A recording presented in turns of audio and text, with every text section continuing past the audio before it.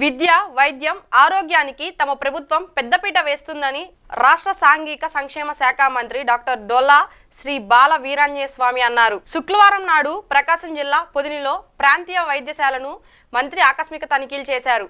ఈ సందర్భంగా ఆసుపత్రి గోడపై నాటి ముఖ్యమంత్రి జగన్ ఫోటో ఉండడంపై మంత్రి ఆగ్రహం వ్యక్తం చేశారు.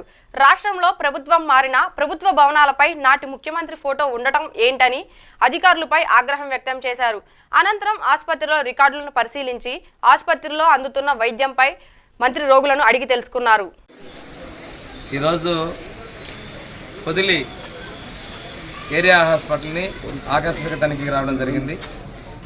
ఇక్కడ చూస్తే రాష్ట్రంలో ప్రజలకు తీర్పు ఇచ్చారు, అరాచక పాలన తరిమి కొట్టారు.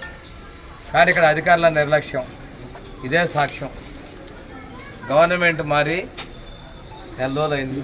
ఈ పథకం పేరు కూడా మేము మార్చాం, కానీ ఇళ్లలో లేదు. ఇంకోటి పోతే శిలాఫలకాలు. ఇక్కడ ఎమ్మెల్యే బోర్డు ఆ రోజున ముఖ్యమంత్రిది పెట్టుకున్నారు. అక్కడ ఒక్క గవర్నమెంట్ లోగో లేదు. ఈ నిధులు వాళ్ళ జేబులో ఇచ్చినట్టుగా నిధులు వేసుకున్నారు. తక్షణమే మార్చాలని చెప్పేసి నేను అధికారులు తెలియజేస్తున్నాను. రెండోది, ఆసుపత్రిలో చూస్తే వైద్యులందరూ ఉన్నారు. 1-2 పరికరాల లోపాలు ఉన్నాయి. నేను ఇప్పుడు ఉన్నతాధికారితో ఆయన డీజేలా డిస్ట్రిక్ట్ కోఆర్డినేటర్ మధ్య బాపట్ల జిల్లా ఇన్ఛార్జ్ అండి. నేను 2 జిల్లాలు 2 కలెక్టర్ మధ్య నలిగిపోతున్నాను.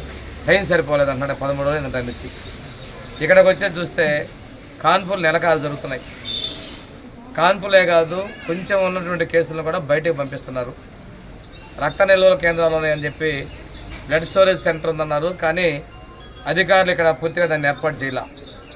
ఇవన్నీ ఏర్పాటు చేసే విధంగా చర్యలు తీసుకుంటాం. డాక్టర్లకు కూడా నేను ప్రత్యేకంగా చెప్పడం జరిగింది. ఏ కేసు వచ్చినా మీరు వైద్యం ఇక్కడే చేసే విధంగా చేయాలి. ప్రజలు కూడా చాలామంది కేసులు ఏదైనా వస్తే మమ్మల్ని బయటకు పంపిస్తున్నారు అంటున్నారు, రిఫర్ చేస్తున్నారు అంటున్నారు.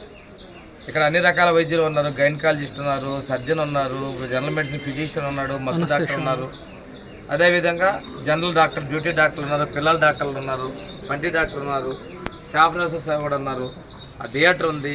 కానీ ఇది గత ప్రభుత్వం చాలా గొప్పగా చెప్పుకుంది, మేము ఆరోగ్యం ఇస్తున్నాం, పేదలందరికీ వైద్యం చేస్తాం అంటే డొల్లతనం అనేది ఇక్కడ బయటపడిపోయింది. వాళ్ళది ప్రచారాల ఆర్భాటాలు పబ్లిసిటీ చేసుకున్నారు, మంత్రి గారు కావచ్చు, ప్రభుత్వం కావచ్చు.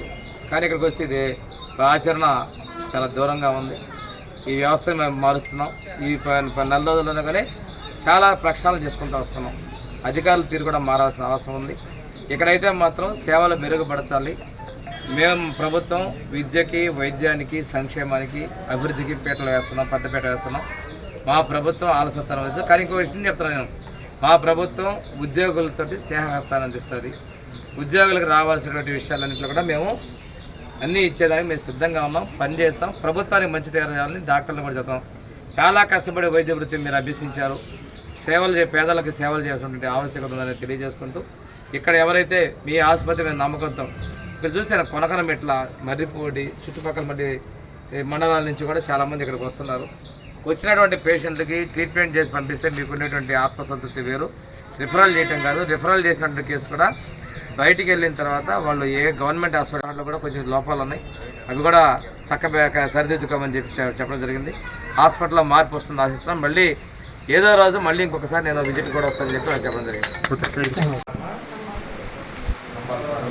మన డాక్టర్ గారు